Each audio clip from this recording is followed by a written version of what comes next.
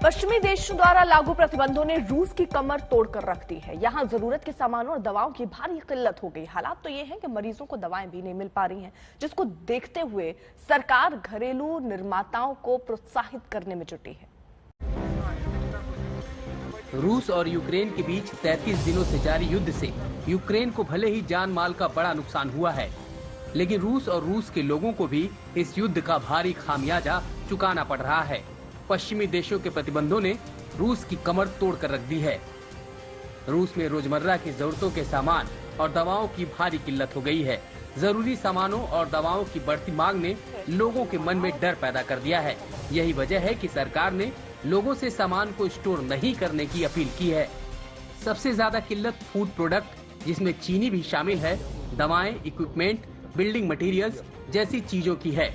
दवाओं की कमी की वजह से मरीजों का तो बुरा हाल है। प्रतिबंधों की वजह से उन्हें दवाएं नहीं मिल पा रही हैं। देश में जरूरत के सामानों की बढ़ती किल्लत को देखते हुए रूसी सरकार घरेलू निर्माताओं को प्रोत्साहित कर रही है। इसके तहत स्थानीय निर्माताओं को सब्सिडी, लोन और पंजीकरण नियमों को सरल बनाकर प्रोडक्शन बढ़ाने के लिए प्रेरित करने की योजना है। साथ ही मित्र देशों के साथ टैरिफ नियमों में छूट देकर भी आयात को सरल बनाने की पुतिन सरकार की योजना है। वहीं कुछ दुकानदारों का मानना है कि ये रूस के घरेलू सामानों के बाजार को बढ़ाने का सही वक्त है और लोगों को देश में बने उत्पादों को खरीदने के लिए प्रेरित करने की जरूरत है। आज तक ब्यूरो। रूसी सेना मिसाइल हमलों में यूक्रेन के स्कूलों को भी नहीं बख्श रही है। रूस के ताजा मिसाइल हमलों में खार्किव का एक स्कूल खंडहर में तब्दील हो गया। इस बीच रूसी विदेश मंत्री ने दोनों देशों के बीच बातचीत की पहल की। रूसी मिसाइल अटैक से यूक्रेन के क्लासरूम भी नहीं बच पाए। युद्ध से पहले जिन क्लासरूम्स में कक्षाएं चलती थी, वहां मलबों का ढेर है और स्कूल के टीचर, पुराने छात्र और कुछ परिजन अब इन मलबों को साफ करने में जुटे हैं। रविवार को खार्किव के इस स्कूल पर रूसी सेना ने मिसाइल दागी, जिसमें स्कूल की इमारत खंडहर में तब्दील हो गई।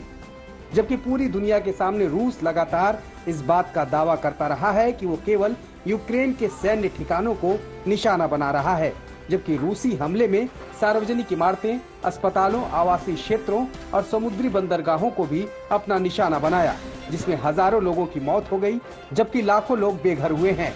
अब यूक्रेन में भारी तबाही के बाद रूस बातचीत के मेज पर लौटने की बात कर रहा है।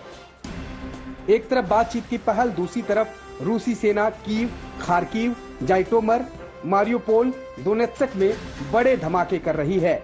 हवाई हमलों में ज्यादातर इमारतें तबाह हो गई हैं। हवाई हमलों में चेरोनोबिल न्यूक्लियर प्लांट के पास जंगलों को भारी नुकसान पहुंचा है। इस बीच ताजा हमले में रूस ने यूक्रेन के 4 Su-24 एयरक्राफ्ट को मार गिराने का दावा किया है, जबकि यूक्रेन लगातार इस बात का दावा करता रहा है कि वो रूसी हमलों का मुंह तोड़ जवाब दे रहा है। आज तक ब्यूरो।